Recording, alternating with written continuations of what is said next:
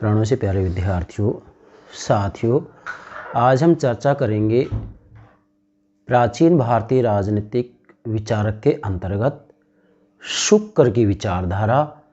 शुक्र का जो ग्रंथ है उसका नाम है शुक्र नीति सार। अब शुक्र के अंतर्गत आज हम शुक्र का सामान्य परिचय और शुक्र के द्वारा जो 4 विद्याएं बताई गई हैं, आन्वेषिकी, त्रयी, वार्ता और दंड नीति, इन 4 विद्याओं की चर्चा करेंगे। डियर स्टूडेंट्स, हमने शुक्र से पहले मनु और कौटिल्य को विस्तृत रूप में समझाया था। बेटा, मनु की रचना मनुस्मृति है जिसमें 12 अध्याय हैं। कौटिल्य की रचना अर्थशास्त्र है जिसमें 15 अधिकरण है। और शुक्र का शुक्र नीति सार, इसकी रचना का नाम क्या है बेटा? शुक्र नीति सार।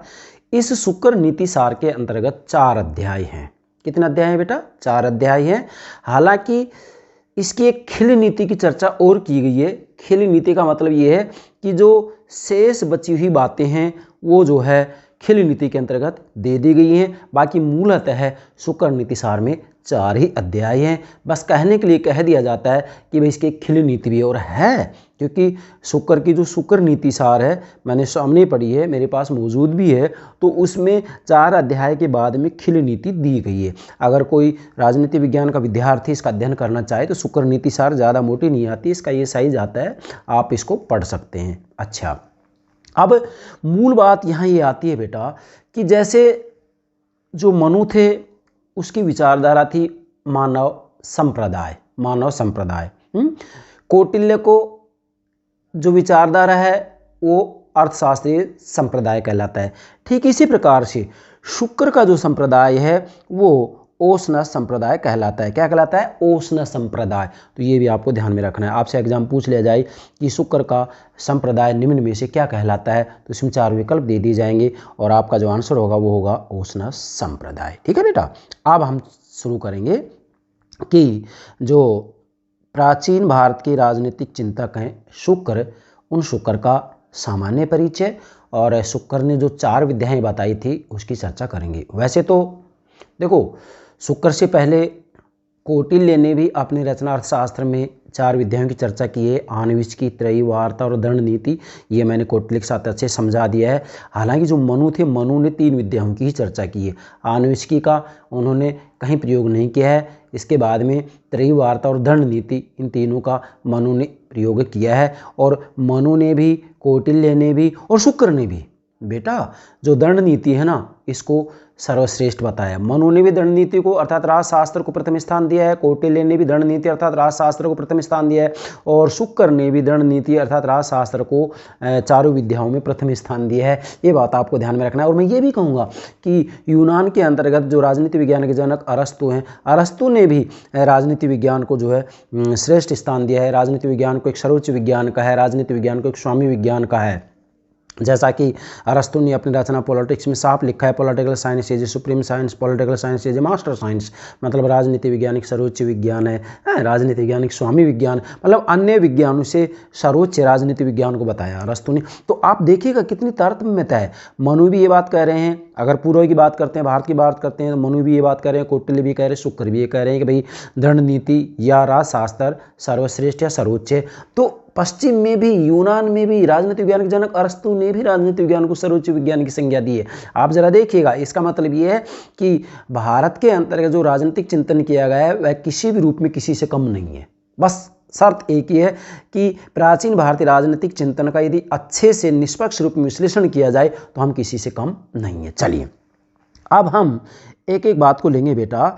सबसे पहले तो मैं आपको ये बताना चाहता हूँ यहाँ क्या बेटा, जैसे मनु ने, कौटिल्य ने राज्य के सप्तांग सिद्धांत की बात की है कि राज्य का निर्माण 7 तत्वों से होता है, शुक्र ने भी ये बात कही है। मनु ने, कौटिल्य ने राजा राजपद के बारे में, राज्य के कार्यों के बारे में, अंतर राज्य संबंध या परराष्ट्र संबंध के बारे में, मंत्रिमंडल के बारे में, दंड नीति के बारे में, न्याय व्यवस्था के बारे में, विधि व्यवस्था के बारे में व्यापक रूप में लिखा है। किसने? कौटिल्य ने भी लिखा है अपने रचना शास्त्र में।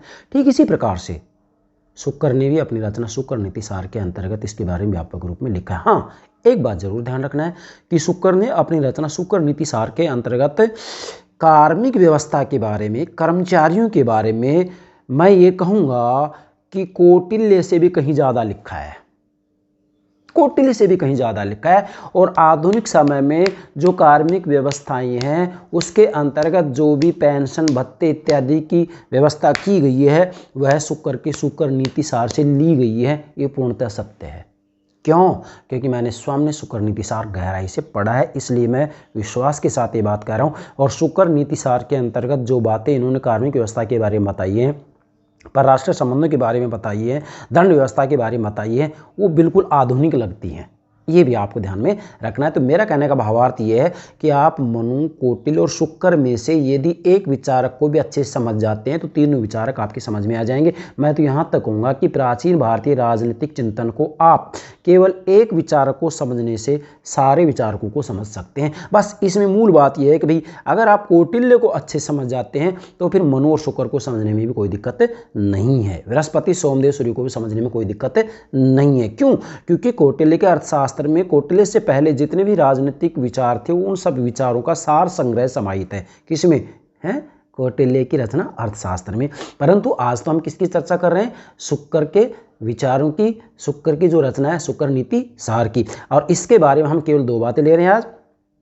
शुक्र का सामान्य परिचय, मतलब इसका जो है शुक्र का क्या रचना है, इसकी विषय वस्तु क्या है, इसका काल कौन सा है, इसका काल कौन सा है, और शुक्र ने 4 विद्याएं कौन कौन सी बताई हैं, इन बातों की चर्चा करेंगे। चलिए बेटा, अब हम एक एक बात को लेते हैं, आप नोट करते जाएंगे। बहुत महत्वपूर्ण बात है। सबसे पहले शुक्र नीति सार की जो महत्वपूर्ण बात है जो शुक्र ने कही है, बेटा शुक्र नीति सार का मतलब क्या है? इनकी जो रचना है ना शुक्र की, उसका नाम है शुक्र नीति सार, है ना। मतलब शुक्र के द्वारा लिखे हुए जो नीतियां हैं, शुक्र के द्वारा जो लिखी हुई नीतियां हैं उसको शुक्र नीति सार कहा जाता है, या शुक्र के द्वारा जो नीतियों का सार बताया गया है, शुक्र नीति सार। ठीक है बेटा। अब ये क्या कह रहे हैं शुक्र, जरा ध्यान दें। जो राजा जिस प्रकार का तप आचरण करता है, अब जरा देखिएगा, जो राजा जिस प्रकार का तप मतलब आचरण, व्यवहार, जो राजा जिस प्रकार का आचरण करता है उसके अनुसार सात्विक, राजस या तामस गुण वाला कहलाता है। मतलब आचरण के आधार पर शुक्र ने राजा के 3 प्रकार बता दिए हैं यहाँ। अब 3 प्रकार स्पष्ट हो गए हैं। क्या? सात्विक, राजस या तामस गुण वाला कहलाता है। अब देखो बेटा, जैसे श्रीमद् भागवत गीता का जब हम अध्ययन करते हैं तो श्रीमद् भागवत गीता के अंतर्गत भी चाहे जड़ हो या चेतन हो, है ना, उसके 3 ही तत्व बतलाए गए हैं, सतोगुण, रजोगुण और तमोगुण। ठीक है। तो यहाँ पर शुक्र ने राजा के जो है 3 प्रकार बताए हैं, सात्विक, राजस या तामस गुण वाला कहलाता है। अब सात्विक कौन होता है? सात्विक राजा अंतिम मोक्ष प्राप्त करता है। जो सात्विक राजा होता है अंतिम मोक्ष को प्राप्त करता है, क्योंकि प्राचीन भारत में बेटा 4 पुरुषार्थ माने जाते थे, धर्म, अर्थ, काम और मोक्ष। तो सात्विक राजा अंतिम मोक्ष प्राप्त करता है, तामस राजा अंत में नरक को प्राप्त करता है, और राजस राजा मरने पर निम्न योनियों को प्राप्त करता है। निम्न योनियों में जैसे पशु, सर्प, वृक्ष आदि योनियाँ होती हैं। भाई हमारे भारत के अंतर्गत अगर देखा जाए तो शास्त्र में जैसा उल्लेख है 84 लाख योनियाँ बताई जाती हैं, जिसमें से बेटा 20 लाख जो योनियाँ होती हैं वो तो वृक्ष की योनियाँ ही होती हैं, है ना। अब इसके बारे में हम तो ये कह सकते हैं कि भाई आप शिव पुराण का अध्ययन कीजिएगा, है ना, दुनिया भर के मतलब 18 पुराण हैं उनका अध्ययन कीजिएगा तो उनमें इन बातों की चर्चा की गई है। खैर हम उसमें ना जाते हुए केवल शुक्र की बात करेंगे। ठीक है बेटा। तो 3 प्रकार के राजा हो गए, ये शुक्र नीति सार में साफ लिखा हुआ है। अब दूसरी बात शुक्र नीति सार में फिर लिखी गई है कि शत्रु द्वारा भयकारी संकट पैदा करने पर दयालु, निष्पाप, पंडित तथा आचार्य जनों से उसके प्रतिकार का उपाय कभी नहीं पूछना चाहिए, क्योंकि वे व्यवहारिक उपाय बताने में असमर्थ होते हैं। अब देखो बेटा यहाँ पर कि शत्रु द्वारा, शत्रु हमारा कोई भी राष्ट्र राज्य शत्रु है, शत्रु द्वारा भयकारी संकट पैदा करने पर दयालु, निष्पाप, पंडित या आचार्य जनों से उसके प्रतिकार का उपाय कभी नहीं पूछना चाहिए, क्योंकि वे व्यवहारिक उपाय बताने में असमर्थ होते हैं। सभी आशंकाओं को त्याग कर राजा को ऐसी नीति अपनानी चाहिए, ऐसी नीति का पालन करना चाहिए जिससे शत्रु को मारा जा सके, अर्थात विजय प्राप्त हो। जरा देखिएगा, ये बिल्कुल व्यवहारिक बात कही है यहाँ शुक्र ने, ठीक है।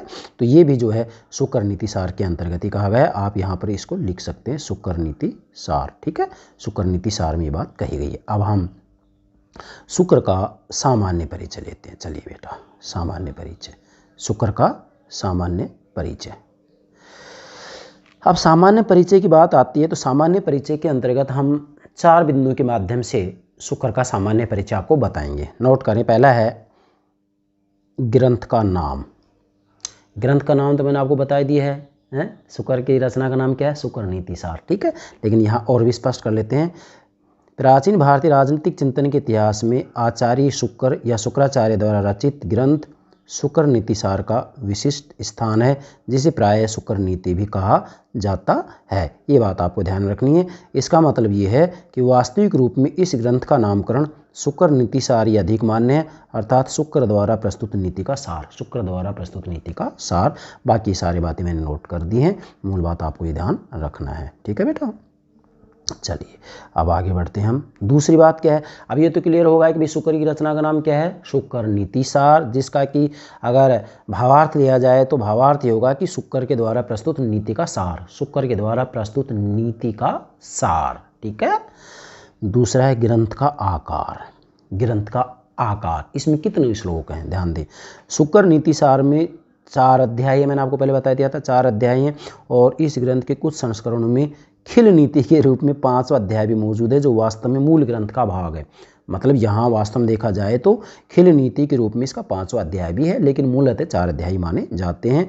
और इस ग्रंथ के 4थे अध्याय के अनुसार संपूर्ण ग्रंथ में कुल 2200 श्लोक हैं। ये बात आपको ध्यान में रखनी है। बाकी ये सारी बातें मैंने नोट कर दी हैं। यहाँ अंत में मैं कहूँगा, डॉक्टर निर्मला भार्गव कह रहे हैं कि प्रकाशित ग्रंथों में भिन्न भिन्न श्लोक संख्या है, अतः स्पष्ट है कि इस ग्रंथ में सब अनुसार बहुत हेरफेर होता रहा है। इसी के साथ में अंबिका प्रसाद वाजपेयी ने कहा है कि मूल ग्रंथ में जोड़े गए अनेक श्लोक कामद के नीति सार के हैं। किसके हैं, कामदक के द्वारा रचित कामद के नीति सार से भी जो है श्लोक लिए गए हैं।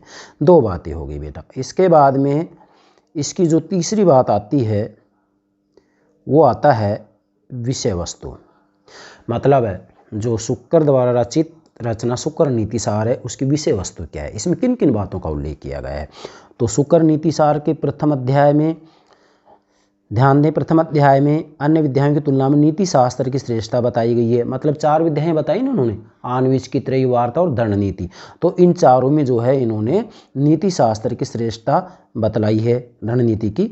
और राजाओं के 3 प्रकारों का उल्लेख किया है, सात्विक, राजस, तामस, ठीक है। विभिन्न कर्तव्यों, राजा द्वारा घोषणा, योग्य कानूनों, राजा की सुरक्षा एवं दिनचर्या का भी उल्लेख किया गया है ना। जैसे मनु ने भी दिनचर्या को उल्लेख किया है, कौटिल्य ने दिनचर्या को उल्लेख किया है, शुक्र ने भी राजा की दिनचर्या को उल्लेख किया है। राजधानी, नगर के निर्माण के बारे में प्रकाश डाला गया है, ठीक है। ये तो प्रथम अध्याय में आप नोट करेंगे प्रथम अध्याय में क्या क्या बातें, क्योंकि अक्सर एग्जाम में बात पूछ ली जाती है, विद्यार्थी गलती करते। प्रथम अध्याय होगा।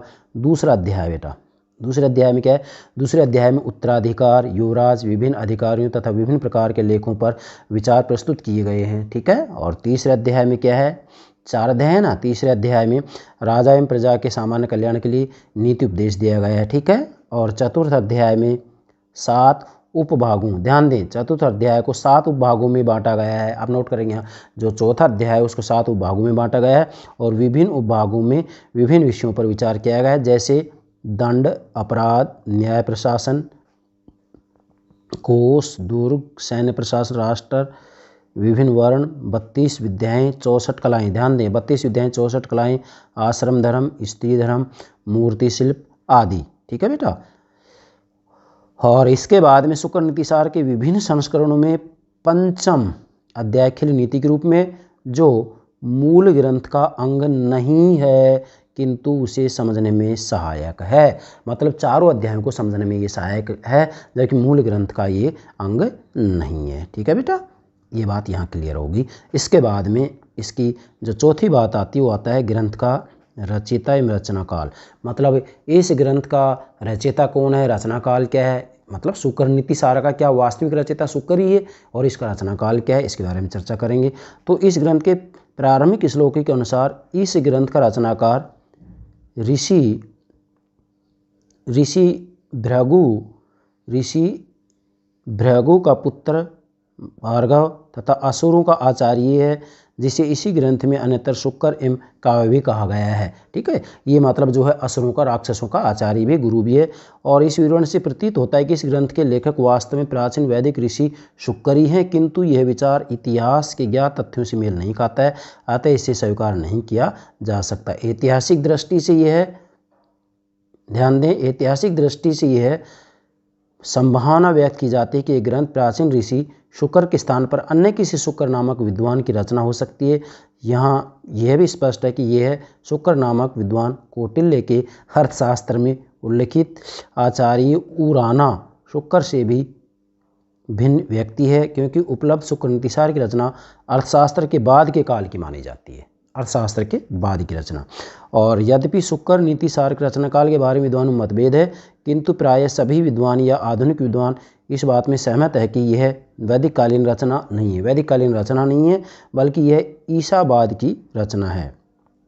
और विद्वानों ने यहाँ अपने चार जो है अपने अपने मत दिए हैं। प्रथम ये कहते हैं कि ये गुप्तकालीन रचना है, दूसरा ये कहता है कि उत्तर गुप्तकालीन रचना है, तीसरा कहता है कि ये लगभग 8वीं सदी की रचना है, और चौथा ये कहते हैं कि यह 13वीं सदी अर्थात उसके बाद की रचना है। इसका मतलब ये तो डेफिनेटली एक अर्थशास्त्र के बाद की रचना है ये। ठीक है, अब यहाँ वास्तव में देखा जाए तो जो शुक्र नीतिसार ग्रंथ की रचना को एक लंबे समय तक चलने वाली प्रक्रिया के रूप में भी स्वीकारा जाना उचित है।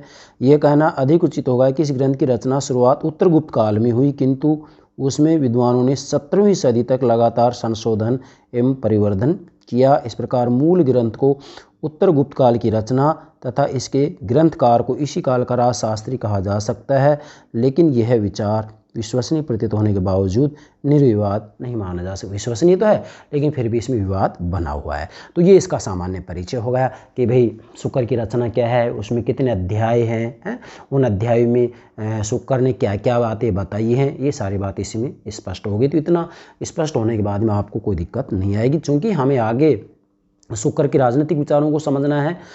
जब राजनीतिक विचारों को अच्छे से समझना है तो इसका सामान्य परिचय की जानकारी होना भी जरूरी है। इसके बाद में तो इसका दूसरा पार्ट लेंगे हम। मैंने आपको बताया था ना कि आज हम शुक्र का सामान्य परिचय और शुक्र ने जो 4 विद्याएं बताई उनकी चर्चा करेंगे। तो दूसरा भाग लेंगे इसमें, विभिन्न विद्याएं एवं दंड नीति या राजनीति शास्त्र की श्रेष्ठता। बेटा कौटिल्य ने भी 4 विद्याएं बताई हैं, आन्वीच की त्रयी वार्ता और दंड नीति।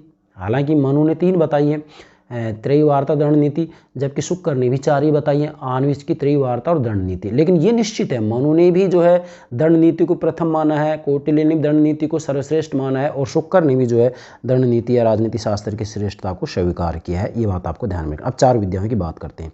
भाई शुक्र के अनुसार विद्याएं एवं कलाएं अनंत हैं, और उन्होंने अपने युग के समाज में प्रचलित विद्याओं एवं कलाओं की संख्या क्रमशः 32 एवं 64 बताई है। मतलब 32 प्रकार की विद्याएं बताई हैं और 64 कलाएं बताई हैं।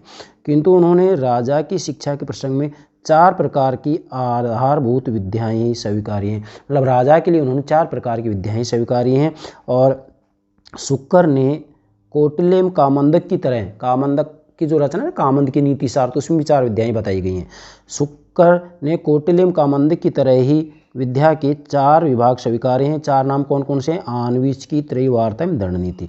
लेकिन संपूर्ण विवरण में ध्यान दें, संपूर्ण विवरण में कुछ अंतर भी है। क्या है? शुक्र का संबंध है, उन्होंने आन्वीच में तर्कशास्त्र एवं आत्मविद्या अर्थात वेदांत को सम्मिलित किया है। त्रयी के अंतर्गत अगर लिखित 14 विद्याओं को स्वीकार है, जैसे 4 वेद, 6 वेदांग, मीमांसा। भाई 4 वेद और 6 वेदांग, 6 और 4 10, एक मीमांसा 11 है, न्याय 12 है, धर्मशास्त्र 13 और तथा पुराण 14 है। ठीक है, तो इन 14 विद्याओं की इसमें स्वीकार किया। पुराण की बात आती है तो 18 पुराण होते हैं। और शुक्र ने वार्ता नामक विद्या विभाग के अधीन ब्याज, कृषि, वाणिज्य तथा गोपालन पशुपालन नामक 4 विषयों को लिया है। ठीक है, किसके अंतर्गत? वार्ता के अंतर्गत। और शुक्र ने चौथे विद्या विभाग में चौथा कौन सा है? दंड नीति को स्वीकारा है। और इसकी व्याख्या करते हुए कहा है दमन को दंड कहते हैं और उसकी नीति को दंड नीति कहते हैं। ध्यान दें, दमन को दंड कहते हैं और उसकी नीति को दंड नीति कहते हैं। और एक टीकाकार है प्रोफेसर बी के सरकार के अनुसार दंड नीति शासन करने तथा निर्देश आदेश देने से संबंधित विद्या है। जरा ध्यान दें, यहाँ क्या करें कि दंड नीति जो है वो क्या है, शासन करने तथा निर्देश देने से संबंधित विद्या है। और दंड नीति का अर्थ राजनीति शास्त्र से है, मतलब वास्तविक रूप में देखा जाए दंड नीति का जो अर्थ है वो राजनीति शास्त्र से संबंधित है, ये बात शुक्र कह रहे हैं। और शुक्र के अन्य एक टीकाकार हैं ब्रह्मशंकर मिश्र के अनुसार, या शुक्र नीति के अन्य टीकाकार हैं, जिसका भावार्थ है कि दंड नीति से राजनीति का ग्रहण किया है, दंड नीति से राजनीति का ग्रहण किया है क्योंकि इसी से वह प्रजाओं को अपने अपने धर्म की ओर ले जाता है। और यह कहना उचित होगा कि शुक्र ने विभिन्न प्रसंगों में दंड नीति का जो महत्व बताया है वह दंड नीति विद्या अर्थात राजनीति शास्त्र का ही महत्व है। मतलब दंड नीति का इन्होंने जो महत्व बताया है वह राजनीति शास्त्र का ही महत्व है। और शुक्र ने दंड नीति या नीति शास्त्र की श्रेष्ठता बताई, कहा है कि वेदांत, तर्क, न्याय, मीमांसा आदि शास्त्र केवल बुद्धि की चतुराई को प्रकट करने वाले शास्त्र हैं और ये सभी शास्त्र अपने अपने मत को बताने के लिए लिखे गए शास्त्र हैं और व्यवहार क्षेत्र में इनसे कोई स्पष्ट लाभ नहीं है। नीति शास्त्र के अलावा जितने शास्त्र हैं वे संपूर्ण मानव व्यवहार के सीमित भाग से संबंधित होते हैं, किंतु नीति शास्त्र संपूर्ण मानव व्यवहार से संबंधित शास्त्र है, इसलिए नीति शास्त्र को श्रेष्ठ बताया है। ये सभी के लिए ध्यान दें, यह सभी के लिए सभी प्रकार से उपयोगी शास्त्र और मानव समाज की रक्षा करने वाला है। इसे धर्म, अर्थ एवं काम के साथ मोक्ष देने वाला भी कहा है। मतलब नीति शास्त्र से चारों पुरुषार्थों की प्राप्ति हो सकती है, धर्म, अर्थ, काम और मोक्ष। अतः नीति शास्त्र के बिना लोक व्यवहार मतलब सामाजिक संगठन की रक्षा उसी प्रकार नहीं हो सकती जिस प्रकार भोजन के बिना प्राणियों के शरीर की रक्षा नहीं हो सकती। ठीक है बेटा, नहीं हो सकती। अब इसको नोट करेंगे आप, नहीं हो सकती। सभी राजा नीति शास्त्र की मदद से ही सुनीति में कुशल होते हैं, नीति शास्त्र की मदद से ही। और जब राजा नीति शास्त्र का सदा अभ्यास करते हैं तो वे शत्रुओं को जीतने में और प्रजाजनों को प्रसन्न करने में सफल होते हैं। अतः नीति शास्त्र सभी व्यक्तियों को उचित कामना की पूर्ति में मददगार है, किंतु राजाओं के लिए इसका विशिष्ट महत्व है। वैसे तो सबके लिए इसका महत्व है, लेकिन राजा के लिए विशेष महत्व है। और इस शास्त्र की मदद से ही राजा अपने आधारभूत दायित्वों मतलब जो है परम धर्म की पूर्ति में सफल होता है। किंतु जो राजा नीति का त्याग करके उच्च श्रृंखल व्यवहार करता है, मनमाना व्यवहार करता है, वह दुख को भोगता है और उसके सहायक सेवक भी कष्ट पाते हैं। ये बात स्पष्ट रूप में जो है लिखी गई है। अंत में अब इस सारे विवरण का निष्कर्ष निकाल कर कहते हैं कि शुक्र ने अन्य विद्याओं की तुलना में नीति शास्त्र, दंड नीति अथवा राजनीति शास्त्र की श्रेष्ठता को स्वीकार है। जरा ध्यान दें, 4 विद्याएं बताइए, आनुवंशिकी, त्रयी, वार्ता और दंड नीति। तो इन्होंने अन्य विद्याओं की तुलना में नीति शास्त्र, दंड नीति अथवा राजनीति शास्त्र की श्रेष्ठता को स्वीकारा है। मतलब राजनीति शास्त्र को सर्वोच्च स्थान दिया है, जैसे कि अरस्तु ने भी राजनीति विज्ञान को सर्वोच्च स्थान दिया है, कौटिल्य ने दंड नीति राजनीति शास्त्र को सर्वोच्च स्थान दिया है, मनु ने भी सर्वोच्च स्थान दिया है। इसका मतलब प्राचीन भारत के अंतर्गत जो है दंड नीति को, राजनीति शास्त्र को सर्वोच्च स्थान दिया जाता था। ये बात पूर्णतः सत्य है। और अंत में डॉक्टर श्यामलाल पांडे कह रहे हैं, शुक्र नीति सार का महत्व बताते हुए कहते हैं कि ये प्राचीन भारत की दंड प्रधान विचारधारा पर आधारित एकमात्र उपलब्ध ग्रंथ है। अब बड़ी महत्वपूर्ण बात है, कौन करें बात? डॉक्टर श्यामलाल पांडे कहते हैं कि जो शुक्र नीति सार है वो प्राचीन भारत की दंड प्रधान विचारधारा पर आधारित, किस पर? दंड प्रधान विचारधारा पर आधारित एकमात्र उपलब्ध ग्रंथ है। दंड प्रधान विचारधारा पर आधारित उपलब्ध एकमात्र ग्रंथ कौन सा है? शुक्र का शुक्र नीति सार। तो ये कंपटीशन के लिहाज से अंतिम जो बात है बड़ी महत्वपूर्ण है, आप इसको जो है नोट कर लेंगे। ठीक है बेटा, नोट करें इसको कि ये प्राचीन भारत की दंड प्रधान विचारधारा पर आधारित एकमात्र उपलब्ध ग्रंथ है। कौन? शुक्र की रचना या ग्रंथ या गौरवमय ग्रंथ शुक्र नीति सार। ये हो गया आज शुक्र का सामान्य परिचय और शुक्र के द्वारा बतलाई गई 4 विद्याएं।